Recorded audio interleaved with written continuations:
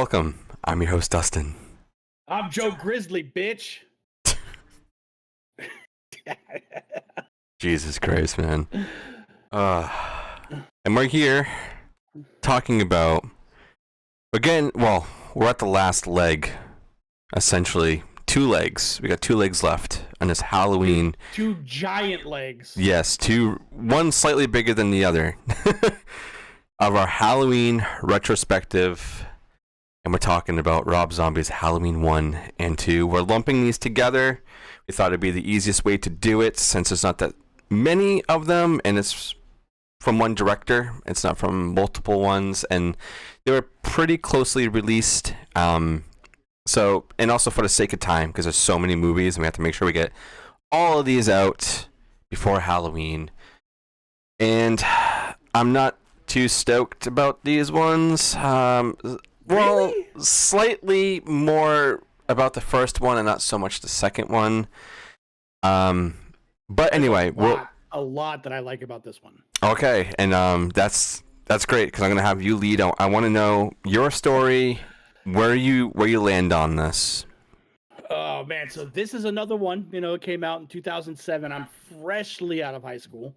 Okay. The same year, and I was old enough to go fucking see this movie by myself, and sure as shit I did. What sold me on this movie was I was working at Hot Topic at the time, and yeah, that's why I hate The Crow. That's so, I get it. Dude. I was working at Hot Topic, and we had received a couple of these movies when it came out. I got a signed Rob Zombie slipcover. Oh, cool. I was like, fuck yeah, dude. And then, and then when my mom came up to visit me, I lived in South Carolina at this time. Okay. My mom came up to visit me, and I took my mom to go see it. It was the first. I was like, yeah, let's go see this fucking movie that I'm allowed to go see now without any parental guidance. Little did I know, Danielle Harris is naked through half of it. Mm-hmm. And and she goes, oh, that's the little girl from 4 and 5. I'm like, yep, she's not so little no more. Nope. Nope. But where it sits for me, man, do you want to take a guess? I'm gonna be crazy. I'm gonna say it's like number 3. It's number 4. Okay, I'm close. It's number 4 out of 13. Because what I really we'll get into it. What about you, man? What is your history with this, and where does it lie in your ranking? So I saw this one in theaters too. I saw it with a friend and my mom. I definitely saw this. Growing up, I'm a huge Rob Zombie fan. Still am. I see him every time he's around here. I actually have a signed Rob Zombie toy right in the corner over here, but behind my masks that I got from my stepfather. So this one, at first, I didn't know what to think of it. I was like, okay, there's a lot of same beats from the first one, right? Because obviously it's a remake. But also, I'm not a big fan. I know this is what really makes you either really like this movie or you really don't like this movie. It's another one of those. Is the whole backstory of Michael. Like, I felt like I had enough from the previous movies to know like what happened and whatnot, even though a lot of it's kind of weird and blah blah blah blah. But to see like his family and how he is essentially a killer at a really really young age with killing animals and doing all these other things, I felt like it wasn't needed. But I also have to tip my hat to Rob Zombie for doing something completely different. To if you're going to remake something, you have to change something, right? You have to go and reinvent the wheel in some sort of sense, but hold a lot of what the said thing is that made everybody like it in the first place. But saying that, this film, it's not one that I like going back to or watching. I haven't seen this in a long time. I did rewatch it for this, and I was really, really dreading it. I had to watch this one and the second one. And man, it's just one of those movies where like I can be okay not ever going back and watching this. I mean, yeah, is Michael really brutal in this? Yeah. Of course he is. It's a Rob Zombie film. He did fucking House of a Thousand Corpses and Devil's Rejects before this. You know, he already had a bunch of stuff under his belt. You know what you're getting yourself into when you go into a Rob Zombie film. And did he give a little bit more of a human character to Laurie and Annie and everybody else in here? Yeah, he fleshed them out a little bit more, made people live longer, or people died sooner, or whatever it may be. Another thing I have to say is that it definitely has a fall vibe. You know, it gives you that Halloween vibe in it, and there's a lot of good parts in here, but there's also a lot of parts I can just be like, I didn't need that. Did I need to see Daniel Harris naked throughout the entire movie almost? And this one and the second one? No. Did I want to see it? Yeah, because Daniel Harris is a babe. But you know, it's like something. It's like I don't need that stuff in my horror movies. Like, yeah, it's what makes horror movies a horror movie to some people. Like, if you don't see tits and ass in a horror movie, it's not fucking a horror movie to me. You know. But saying that, I will give you my ranking now, and then we can get your ranking, then we'll go into Rotten Tomatoes. This one sits at number 10 for me. Wow, man. Oh, all right. So we'll do Rotten Tomatoes, and then I got a lot to say. And by a lot, I mean I'll keep it tame. All right. So Rotten Tomatoes, we're sitting at 123 reviews. This is the biggest one we've had so far. Yeah. Okay.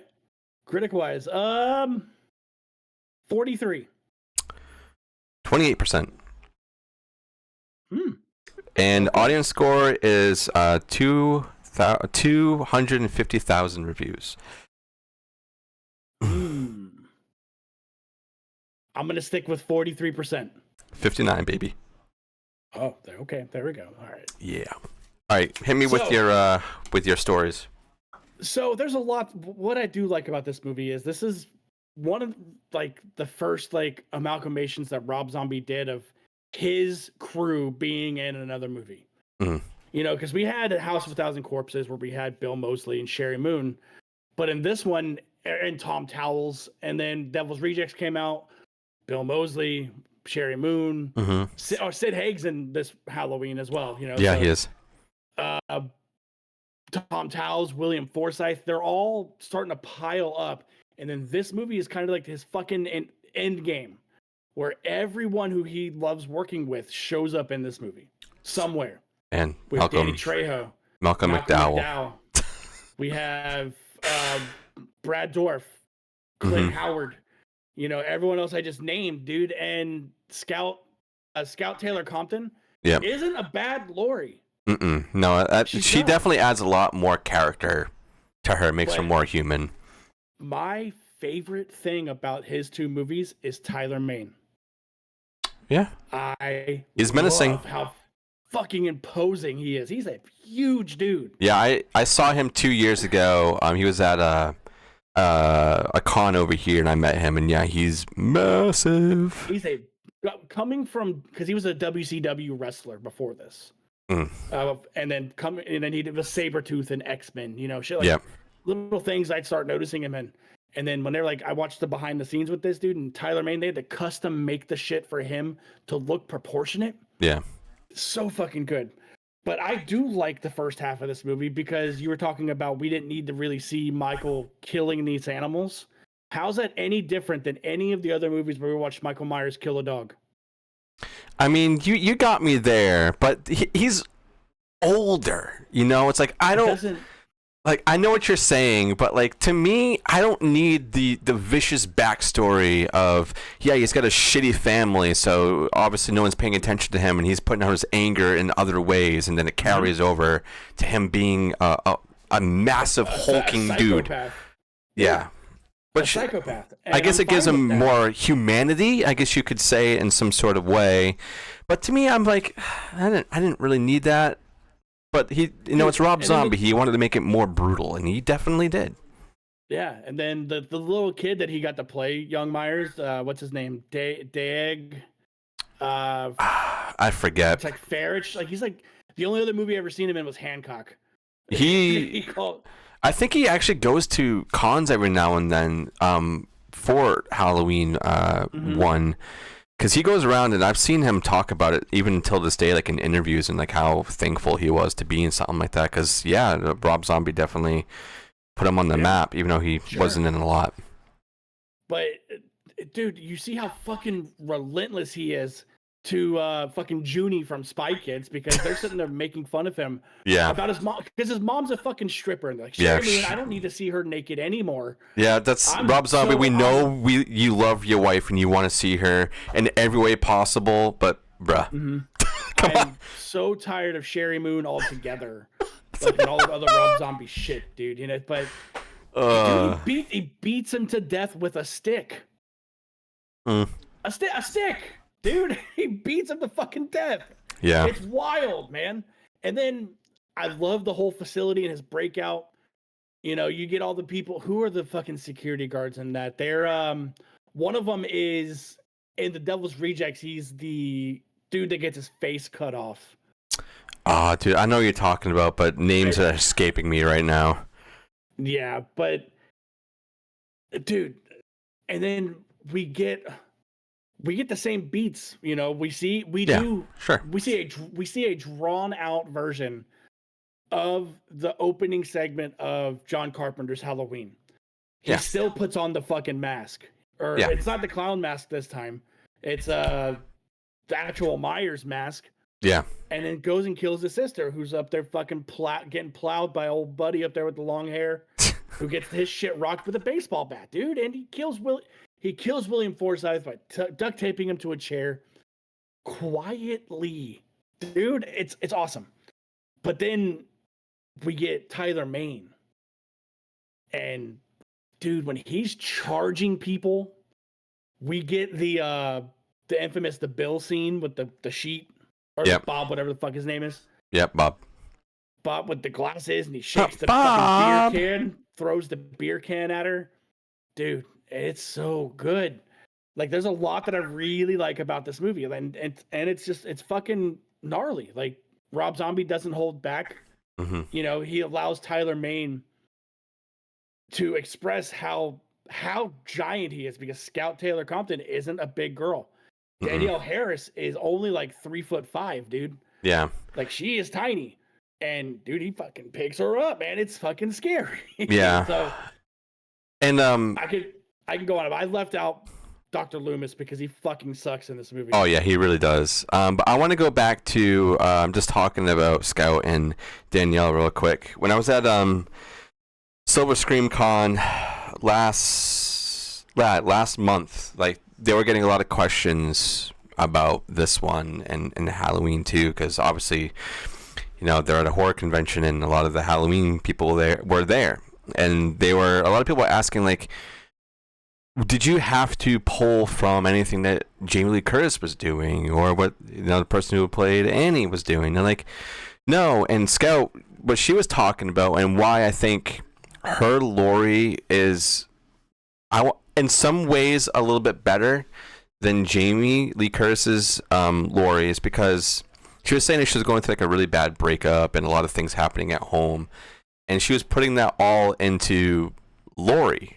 And you know, you see there's a lot of brokenness to Laurie in this one. She's very sheltered and not really like knowing how to be what she's doing. So I do really appreciate like a lot of nuance that was put into this Laurie compared to Jamie Lee Curtis's Laurie, which, you know, that one will always be my Laurie Strode. I know a lot of people, Scout will be their Laurie Strode, and you know, that's completely fine. But I just love hearing stories about how people put a lot of their real life into the characters that they are portraying, and it was really, really, really cool. And another thing that was funny, this is completely off topic, but Scout was talking about how she wanted to be Danielle's friend so bad that she told this one story that she's asked Danielle if she could stay over her house because she wanted to like have a sleepover. And you know, Danielle's obviously older than Scout, and Danielle's like, yeah, you can come over. And she brought Scout over, and then Danielle left to go on a date, and she was just sitting in the house all alone. And I was laughing at that one. But yeah, I don't know, the dynamic between Annie and Laurie in this in these two films, I think, is way more powerful than it was in 1978, and it's because Rob Zombie really wanted to make them more fleshed out, and I really appreciate that for him on doing that and taking these characters and building upon them and making them a little bit more impactful. And when things happen to them, you actually feel bad and like, wow, this is awful. So I really do appreciate that. But is it going to knock it off of where I have it right now at 10? Nah. That's fair. I mean, it's honestly fair, you know. And also, like, just to piggyback on your little story real quick, just recently we were getting stories from Scout Taylor Compton about how she finally got to meet Jamie Lee Curtis. Yeah, she was talking about that too. Dude, and she got sent a bunch of books and stuff. How shitty is that? Yeah. Like, when Jamie Lee's like, "Who are you?" I'm like, "Are you fucking serious, dude? Get the fuck out of here, man." Anyways. Yeah, I mean, like I said, don't get me too riled up on Jamie Lee. Everybody's got their opinions on her, and you know, like, she's a good actress, you know, and that's where I hold her. I'm like, I don't, her outside realm, like, yeah, whatever, but if you can do good on screen, that's great.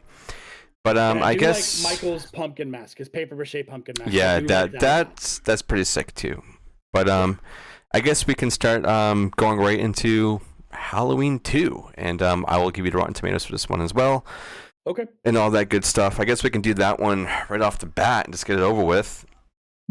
Halloween 2, we're sitting at 85 reviews. 23%. 25%. Damn it, close. Very, very close. Another 250,000 reviews for audience. 36%. 44%. Damn it. Very close. Oh yeah. I guess I'll kind of talk about yeah, you can go first. my side on this one. So, I do not believe I saw this one in theaters, but maybe I did. I definitely did, because there was a midnight showing for this, so I did go with a friend and saw this at midnight. And I remember going into it and being a little confused, because the story beats in this kind of went off the hinges a little bit more fantastical in certain areas and just weird things. You're telling me there's supernatural shit happening in a Halloween movie? Oh, well, okay. But just the way that this one's portrayed and how, like, in your face it really, really is. Like, yeah, I love the Thorn trilogy. I love that so much. And yes, there's a lot of supernatural going on in there. But with this one, I was like, I don't know what Rob is trying to do. And I haven't gotten back to it other than watching it for us talking about it. It's been that long. I've watched the first Rob Zombie Halloween more than I've seen this one. And yeah, I'll tell you where I have it. I have it at number 11. That's fine. And so these ones are kind of, back to back. But this one, I just don't feel like it's a Halloween movie, if you know what I mean. It's kind of like its own little thing. And I know, like, I've heard interviews with Rob Zombie talking about the making of this one and Halloween 1, is that there was a lot of studio interference and a lot of rewriting, a lot of people going in there fixing the script, or sometimes bringing in somebody else to direct some shots or whatever it would have been. So it's a mess. Both of these movies, it was very messy with it being made. But this one, it's like all they did was really just amp up the brutality, in my opinion. What about you, man? This movie is the most ruthless we've ever seen Michael Myers. Yeah. Like, there's no denying that shit, dude. No. Like, this is the one where this is the most, I'm gonna say, barbaric. Like the way he does shit, dude. I did see this one in theaters. Cool. I remember not liking it a lot when I seen it in theaters because of the horse. The pale horse stuff. Yeah. I actually revisited this movie right before we were doing this, because I was on a guest on a show called The Evil Deaths. They wanted to cover it. They love bringing me on for shit that they hate. So, but there are things that I do like in this movie now after that second rewatch, but there's still a lot of things I don't like. Sure. For me, man, this one's sitting in the right place of number 8. Okay. Wow.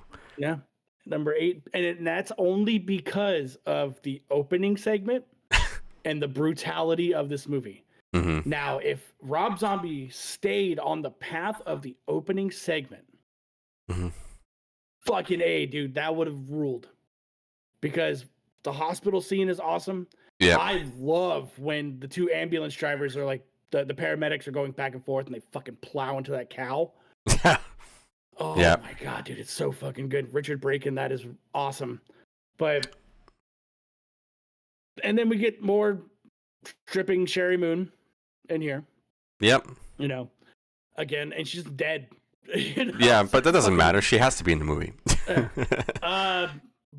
Young Michael was replaced because during post of 1, the kid who was Michael and young Michael in the first movie fucking like growth spurt. Oh did yeah, not look like did not look like a child anymore, and that's, I mean, he's a growing kid, you know, like what is that supposed to do? You know, and Scout in this, I love how broken she is. And how she freaks out. I love Brad Dourif's character a lot. Yeah, he is. He's very strong in these movies, I would say. Yeah. You know who I don't like in this one? Malcolm McDowell. I was just gonna say, I wonder. We're talking about the motherfucker that's trying to profit off of everyone's misery right now and getting pissed off because they used the wrong picture of him. Get out of here, Malcolm McDowell. Yeah, I'm sorry. I really don't like what Rob Zombie did for Dr. Loomis's character. I mean, yeah, there's entries before this in other Halloweens where Loomis has kind of snapped a little bit and it's kind of a little crazy and has a little bit of those characteristics of like Daniel Harris. Yeah.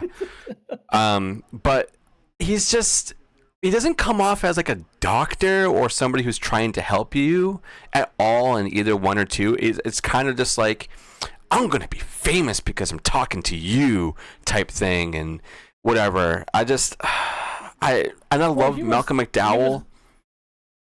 He was Michael's doctor for like 15 years, right? Like that's the whole thing. Like Yeah. So sure, he's a doctor, you know, like he just doesn't come off as one to me. He was a hippie in the first one, dude. He had that long hair. He was out there just being fucking groovy, you know? Yeah. I don't know. But I love Malcolm McDowell, and he's a great actor, but I don't like how Rob Zombie wrote Dr. Loomis. That's just my opinion. So the one part I really do like when it does involve Dr. Loomis is he's doing that fucking book signing, and the dad of the girl that was killed with Bob. It's not Annie. What's her name? Linda. Her dad walks into the book signing. He's standing in line like normal, and he gets up to Dr. Loomis and he hands him a picture of her. Yeah. And he goes, "You got her killed, dude." And he pulls that fucking gun. I'm like, God damn it, dude. That's hard. Yeah. Like that's very deep that shit just happened, because it happens again later in this movie when we find out dude, Brad Dourif, again, we're just going to go back to him, because when Annie is killed in this movie and he gets the fucking information that the call came from his house. Yep. Dude, and when the switch that flips when he's in there and everyone's trying to hold him back. Oh my God, it's awesome. It's so good. Like there's a lot to like about this movie. There's also a lot to not like about this movie. Sure. Grunting Michael Myers. You know? Hobo Myers, you know? When he fucks up those people in the field, dude. It's a Bobby Elvis from Sons of Anarchy out there just trying to beat him with a baseball bat, and Myers fucking throws him into deer antlers on the front of his truck. Yeah. It's brutal. He crushes that dude's head at the strip club. Yeah, he does a lot of wild shit in this movie for sure. It's brutal. That's what saves this movie, is how gnarly it is. And I also, one thing I do like about this that kind of like that tells Michael's story is from even like the first movie, the way his mask just like deteriorates throughout the entire 2 movies is like how much he's just going more insane and more powerful in the way that it's like, I don't need this mask in order to intimidate you. It's what I kind of really like. That's why it's deteriorating. He was shot in the face in the first one. Yeah, and then it's like cool because we see the not that I keep meaning to cut you off, but no, you're good. We see the the aftermath of it being shot, but yeah, like, his face is fucking healed. Yeah, and he's got like a beard underneath it too, and it's just like, what the fuck is going on? But like, Mean Joe Grizzly. I do like that aspect of seeing how more sinister he is. Okay, the mask is all fucked up. He's still wearing it, even though he doesn't need to.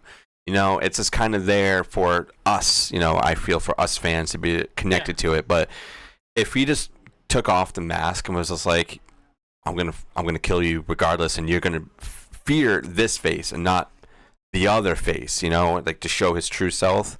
I dig that. I dig that a lot because that didn't really happen in any of the other Halloween movies. Like, we just had different mask changes and mask shapes throughout the films, but there was never really his mask is falling apart now, let's see what's underneath. You actually get to see what Michael sort of looks like underneath in these movies. Yeah, not just that too. It's like, if he didn't have the mask on, you wouldn't know that's Michael Myers. Other than the jumpsuit, maybe. No, well, he's not even wearing the jumpsuit. That is true. That is true. I'm saying. Like, he's wearing the big cardigan, or the big jacket, he's got the fucking hood up, he has long hair. Literally Hobo Myers, yep. Hobo Myers, but if he didn't have the mask on, he wouldn't, like, Lori wouldn't have reacted the way she did, because she wouldn't have said, oh fuck, that's Michael, because all she knows is the mask. Yeah, that is true. So, yeah, but I see what you're saying too. Like, he wants them to fear his face, not the mask. Yeah, which is also great. Yeah, so like, there's a lot of undertones that you can pull from these movies. They're still not my favorite, but there's ones that are definitely not my favorite that we're going to be talking about very soon. I would probably watch these ones over the remaining ones that we're going to be. Well, I don't want to speak ahead of myself because, oh boy, I'm afraid. But what everybody's going to be thinking about my numbers coming soon, but that's okay. But I think that's pretty much all we have on the Rob Zombie Halloween movies. This was a longer episode because we got both these together, and the one after this, we're going to be putting all the DGG movies together. So that's going to be a bit longer, but it's going to be fun. And thank you for everybody who's tuning in into this retrospective. It's a lot of fun to go and revisit a lot of my favorite movies and my favorite slasher franchise. There's a lot of bad ones, like we've been saying. There's a lot of bad ones, there's a lot of good ones, there's a lot of mid ones, and I mean, not all of them can be perfect, and it's fucking fun. Is there any last thoughts you want to add before we get out of here? He was shot 6 times. Hell yeah, dude.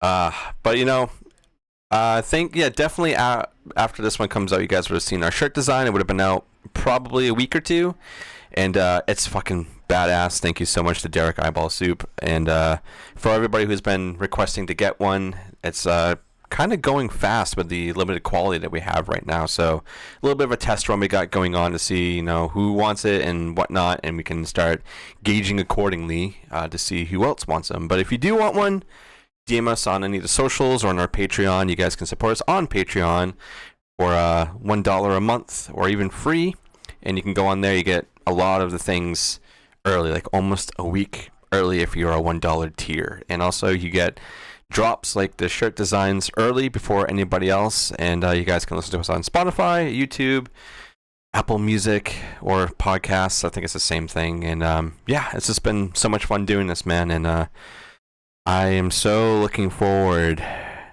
to Evil Dies Tonight. Evil cries tonight. All right, let's get out of here, and we'll see you guys on the next massive episode. Later.